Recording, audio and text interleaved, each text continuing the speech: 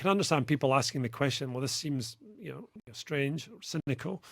But regardless of it, we firmly believe and continue to believe that the UTR is the most appropriate, best rating system that it was available to us at the time. It was proven. People understood it. It had been in the Australian market for a couple of years. And so the decision was taken to go forward with it. I'm sure you can appreciate, I can't get into the commercial confidence of an arrangement. All I can say is that we've committed to a partnership over a period of years.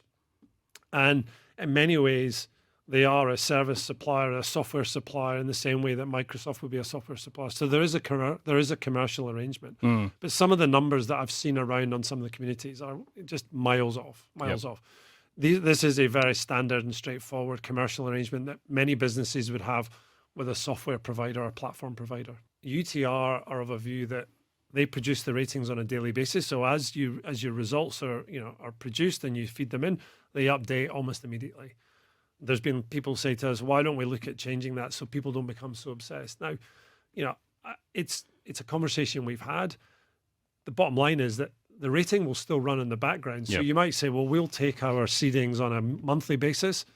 We know those that are at the moment still fixated on the rating, they're still going to go and look at the rating on a daily basis. So you're still getting the same outcome. So there's still plenty of flexibility for us to work with UTR in how they provide their service to us.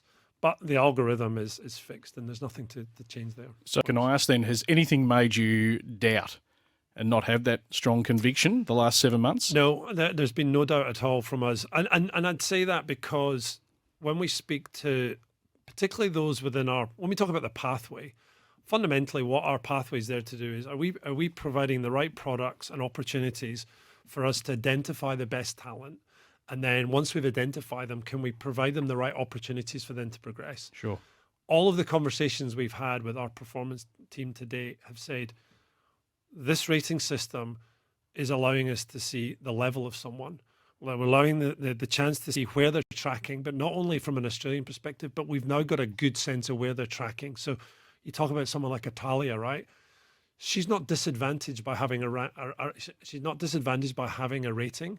In fact, you could argue that our team have now got a real good sense of where is she and where should she be going. If she's going to go overseas, where should she be playing? What level of turn? Whether the mindset has maybe shifted that this has to go across the whole spectrum. If you're just a social player, you get a UTR rating. If you're obviously up at the top echelon, you get a UTR rating. Does it need to be right across the board? Well, this all comes down to what you as an individual or as a player or a parent would define as development and performance. Yep. And I think if I look at it through the lens of my colleagues in the performance team, again, you look at someone like Atalia, she's now graduating into that ITF World Tennis Tour space. So she's now in their ranking system, and that is where we start to talk about genuine performance players and professional players.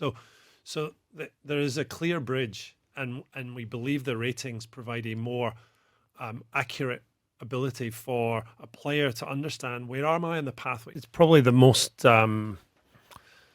balanced piece I've seen from someone who, again, I'm aware of Stephen, but I don't know him. But I think his views were very similar to the session that we had with Darren Cahill when we went to New South Wales. And the bottom line here for any aspiring player is focus on improvement. How do I get better? And I think he finished his article. I think I do encourage your listeners to go and read it. But I think he sort of said, look, I encourage all involved with tennis to remove themselves and their obsession about the number and focus on developing and competing. And that has been the mantra from the get-go.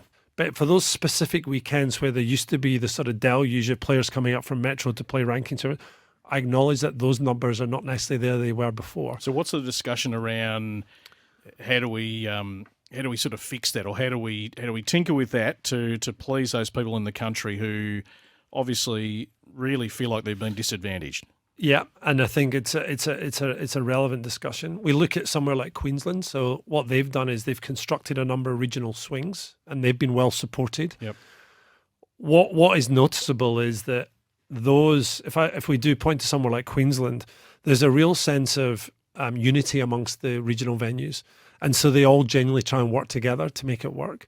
And I think it would be good to see ways in which that might happen more in the likes of New South Wales or Victoria, where how can regions actually work together to create swings and provide more opportunities. I think over the course of 12 months, 18 months, if a player's improving, it will show through, no doubt. So I gave the analogy when when I've been doing a number of the forums.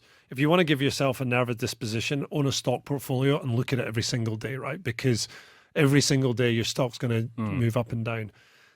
The rating is never intended to be that. It's a tool to aid and support a player's development and give them an understanding of genuinely where they are.